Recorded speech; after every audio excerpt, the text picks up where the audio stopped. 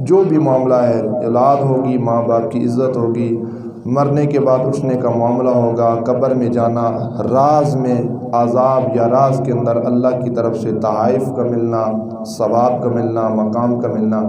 جب یہ سارا ہے یہ اسلام کی طرف سے، تو اسلام کبھی بھی یہ پسند نہیں کرتا کہ انسان جو ہے وہ تکبر کرے۔ حضرت عبداللہ ابن عباس رضی اللہ تعالیٰ عنہ فرماتے ہیں، نبی پاک صلی اللہ علیہ وسلم ارشاد فرماتے ہیں، انسان کے سر کے اوپر دو زنجیریں ہیں، ایک زنجیر کا تعلق آسمان کے ساتھ ہے، ساتویں آسمان کی طرف وہ ڈور جاتی ہے،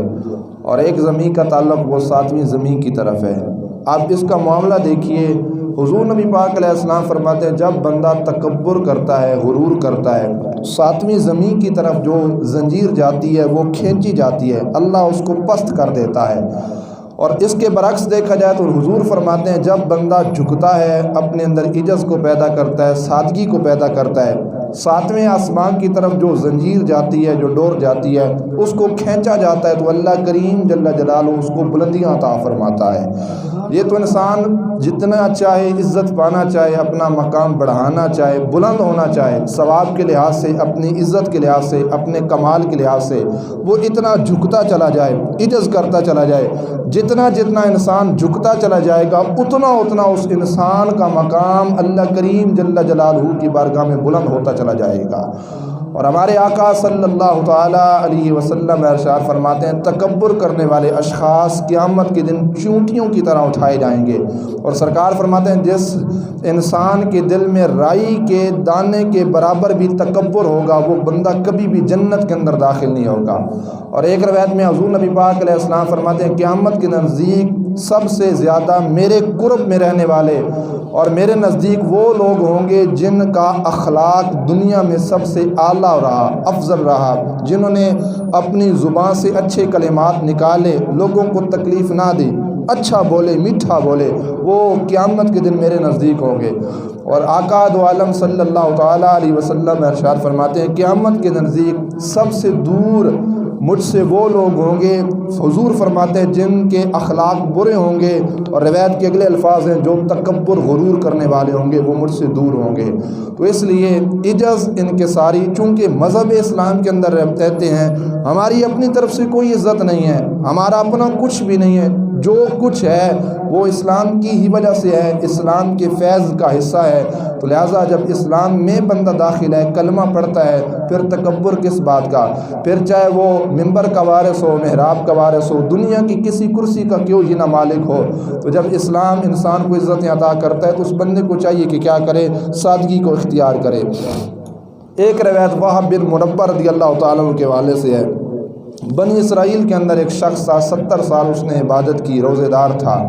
اس نے اللہ کریم جل جلالہ کی بارگاہ میں دعا کی تو اللہ کریم جل جلالہ نے اس کی دعا کا فوراً رزلٹ، نتیجہ، ثمر اس کو عطا نہ کیا۔ مطلب جس انداز میں ہم دعا مانگتے ہیں ہم یہ چاہتے ہیں کہ فوراً اس کا رزلٹ آ جائے۔ اچھا اگر رزلٹ دعا میں فوراً نہ آئے تو وہ دعا ہماری اللہ کی بارگاہ میں پہنچ تو جاتی ہے، لیکن بعض دفعہ یہ ہوتا ہے کہ اس دعا کے نعم البدل اللہ ہمیں کچھ اور عطا فرما دیتا ہے، لیکن انسان ہے نا وہ ناشکر ہے، پھر انسان کہتا ہے اللہ میری سنتا نہیں۔ تو یہ کلمہ کہنا تو کفر ہے، رب سنتا ہے، رب کیوں نہیں سنتا، رب تو کافروں کی بھی سنتا ہے، ہم تو مسلمان ہیں۔ یہ کلمہ بندہ مومن ہو، اسلام کے اندر داخل ہو، اور پھر بندہ مومن ہو کہ یہ کہے کہ رب میری سنتا نہیں، یہ کلمہ تو کفر ہے۔ رب سنتا ہے، رب سارے جہاں سے بڑھ کے سنتا ہے، وہ تو چیونٹیوں کے پروں کی آواز بھی سنتا ہے۔ پھر بندہ ہو کہ اور اتنی گڑ گڑا کے دعا مانگے، پھر بندہ خود کہہ دے رب سنتا نہیں، ایسی ہرگز بات نہیں ہے۔ 70 سال عبادت کرنے والا شخص جیسے ہی اس نے اپنے ہاتھ اٹھائے اور اللہ کی بارگاہ میں اس نے دعا کی نا، دعا کا فوراً رزلٹ، نتیجہ، ثمر، پھل، فیض اس کو نہ ملا۔ اب اس بندے نے کیا کیا، عجز کیا، کہا یا اللہ میں ماڑا بندہ ہوں، یا اللہ میں کمزور بندہ ہوں، میں اس لائق ہی نہیں ہوں کہ میں کیسے تیری بارگاہ کے اندر اپنے ہاتھ کو پھیلاؤں۔ اگر دوسری طرف اس کی عبادت دیکھی جائے تو 70 سال روزہ دیکھا جائے تو وہ بھی کمال کا تھا۔ یہ عجز اور انکساری کی ادا اللہ کی بارگاہ میں اتنی پسند آئی کہ رب ذوالجلال جل جلالہ نے فرمایا اس کی سادگی کی وجہ سے، فرمایا 70 سالہ عبادت ساری ایک طرف اور اس کے سادگی کا یہ ساتھ اور سادگی کا یہ لمحہ ایک طرف، فرمایا جو ثواب اس اس کی سادگی کے میں اس کو عطا فرما رہا ہوں، وہ 70 سالہ عبادت پہ رب نے اس کو ثواب عطا نہیں فرمایا تھا۔ تو سادگی ایک ایسی چیز ہے، عجز ان کے ساری تمام معاملات کے اندر، دنیا کا ہو، آخرت کے لحاظ سے ہو، ہماری عبادت اور ریاضت کا ہو، تو جو بھی لمحہ ہو، جو بھی ساتھ ہوں، ہم جتنا جھکیں گے، اپنے آپ کو گرانے کی کوشش کریں گے، اتنا اللہ کریم جل جلالہ اپنی بارگاہ کے اندر ہمیں اٹھائے گا۔ اچھا، ہمارے بزرگان دین کی اگر حالت پڑھی جائے تو اس انداز میں وہ کوشش کیا کرتے تھے عجز انکساری اپنانے کی۔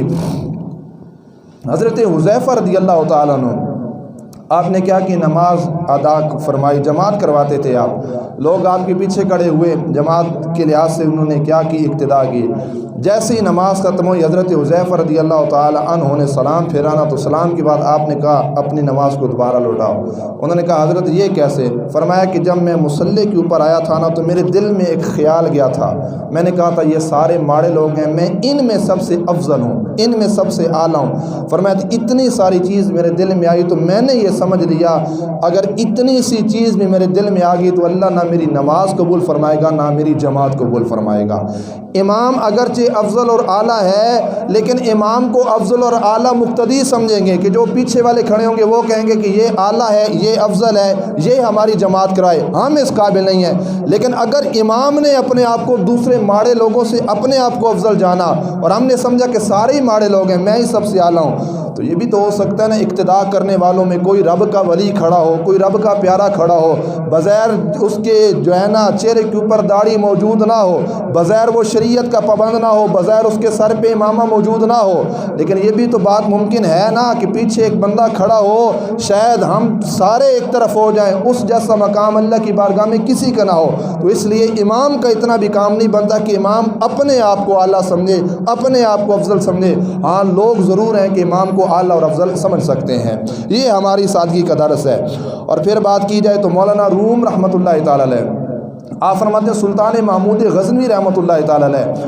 ان کا ایک غلام تھا ایاز جن کا نام تھا۔ ویسے تو سلطان صاحب نے کافی سارے نوکر رکھے ہوئے تھے، خادم رکھے ہوئے تھے جو آپ کی خدمت کیا کرتے تھے، لیکن ایاز نامی جو غلام تھا اللہ نے اس کو ایک منفرد شان عطا کی تھی۔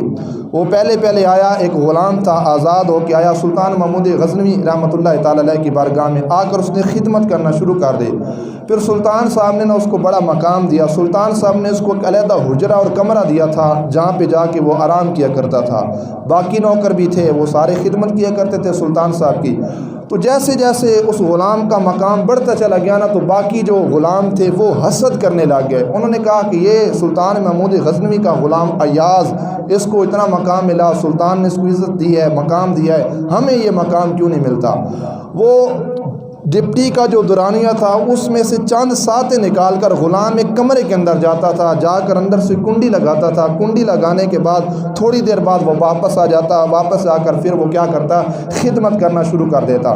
باقی جو غلام تھے ان کو حیرانگی ہوئی کہ یہ غلام کمرے میں کیوں جاتا ہے، تو انہوں نے نا شیطانی طور پہ حضرت سلطان محمود غزنوی رحمۃ اللہ تعالیٰ علیہ کی بارگاہ میں اس غلام کی شکایت کی، کہا حضور والا جو آپ نے غلام ایاز رکھا ہے نا وہ کمرے کے اندر جاتا ہے، اس نے آپ کے مال میں سے درم و دینار چرا کر اس کمرے کے اندر رکھا ہوا ہے، لہٰذا آپ اس کو چھٹی دے دیجئے۔ سلطان صاحب بڑا جو ہے نا دل کے اندر اس کا ادب رکھتے تھے، اور آپ فرماتے تھے کہ مجھے بڑا اعتماد ہے، یقین ہے میرا یہ غلام بددیانتی نہیں کر سکتا۔ بہرکیف انہوں نے جب زور ڈالا تو حضرت سلطان محمود غزنوی نے ان غلاموں کو بھیجا، فرمایا جاؤ ایاز کو دیکھو اندر کا کیا کر رہا ہے۔ جیسے ہی بقیہ غلام پہنچے انہوں نے دروازہ کھٹکھٹایا، ایاز نامی جو غلام تھا اس نے جیسے ہی دروازہ کھولا پورا کمرہ خالی تھا، نہ کوئی درہم، نہ کوئی دینار، نہ کوئی بادشاہ کی چادر، نہ کوئی شے بھی ایسی سونا چاندی زیورات کوئی چیز بھی موجود نہ تھی۔ ایاز کے پاس فقط ایک جوڑا پرانے کپڑوں کا تھا اور ایک جوڑا وہ جوتیوں کا تھا جو غلامی کے دور میں اس نے اپنے کمرے کے اندر محفوظ کیا رکھا تھا۔ مولانا روم رحمۃ اللہ تعالیٰ علیہ فرماتے ہیں کہ وہ اللہ نے اس کو اتنا مقام عطا کیا، کیا وجہ تھی کہ وہ کمرے کے اندر جا کر پرانے کپڑوں کو دیکھتا تھا، کمرے کے اندر جا کر پرانی جوتیوں کو دیکھتا تھا۔ تو مولانا روم نے بڑے کمال کی بات کی، وہ کہتے ہیں کہ اس کی وجہ کیا ہے؟ فرماتے ہیں جب بندہ کسی کو اللہ کریم جل جلالہ مقام عطا کرے، بلندی عطا کرے، اور اس لحاظ سے اگر بندے کے اندر تکبر اور غرور آنے لگے نا، وہ اپنے ماضی کو یاد کر لے، اور اپنے ماضی کو یاد کر کے ماضی کی چیزیں سامنے رکھے، ماضی کی چیزیں سامنے رکھ کر تصور کرے، ذہن کے اندر سوچے کہ یار میں تو کہاں تھا، اللہ نے مجھے مقام دیا، یہ سارا تو اللہ ہی کی کرم نوازی ہے۔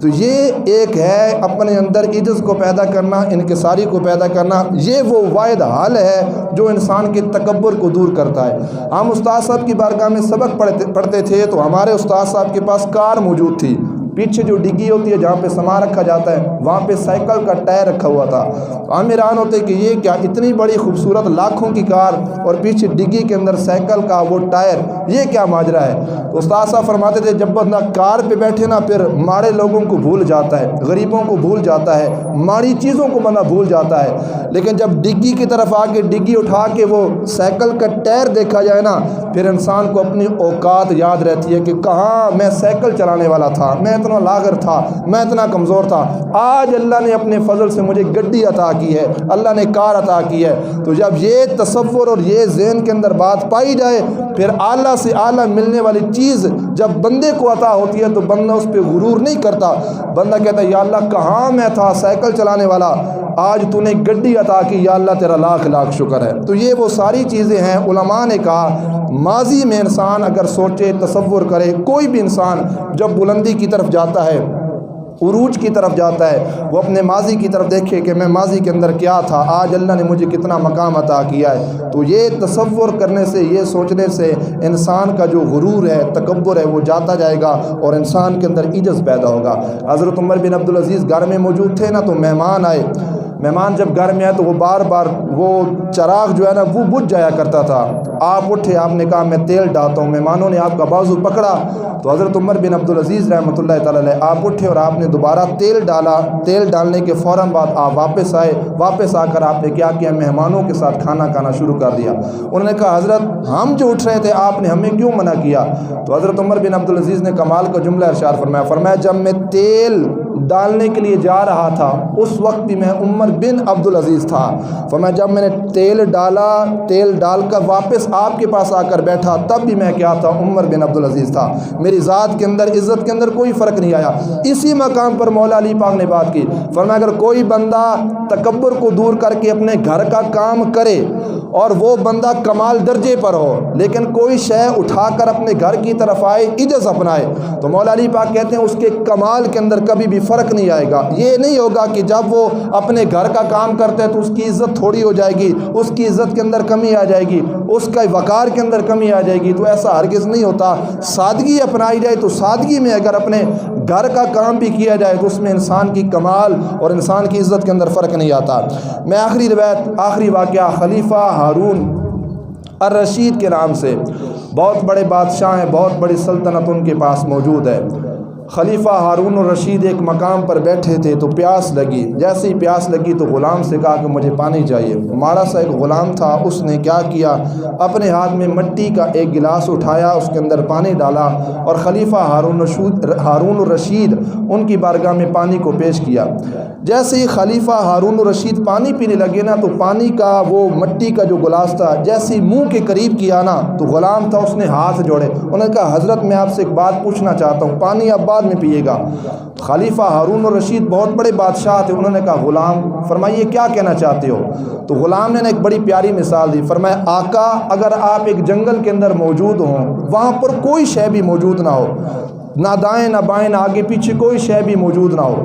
اے بادشاہ سلامت اگر وہاں جنگل میں آپ کو پیاس لگ جائے آپ کیا کریں گے؟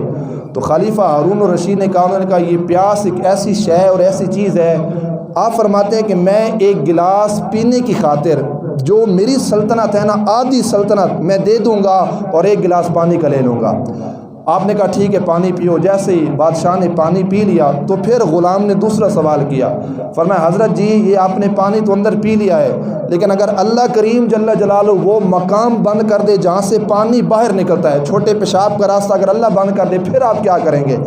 تو ہارون الرشید نے کیا کہا، فرمایا آدھی سلطنت میں نے پہلے دی تھی جب مجھے پانی چاہیے تھا، فرمایا جب پیشاب کا راستہ بند ہوگا جو سلطنت میرے پاس ہوگی وہ ساری کی ساری میں دے دوں گا، صرف یہ راستہ کھولنے کے لیے تاکہ پیشاب کا راستہ کھل جائے اور میرے لیے جو ہے نا راحت و سکون میسر آ جائے۔ تو غلام مسکرا پڑا، انہوں نے کہا حضرت جی اتنی بڑی سلطنت آپ کے پاس ہے اور اس کی قیمت کیا ہے؟ فقط ایک چلو پانی کا ہے۔ اب آپ کی مرضی ہے کہ اتنی بڑی سلطنت کے اوپر آپ تکبر کریں یا آپ اس بڑی سلطنت کے اوپر عجز کریں یا انکساری کریں۔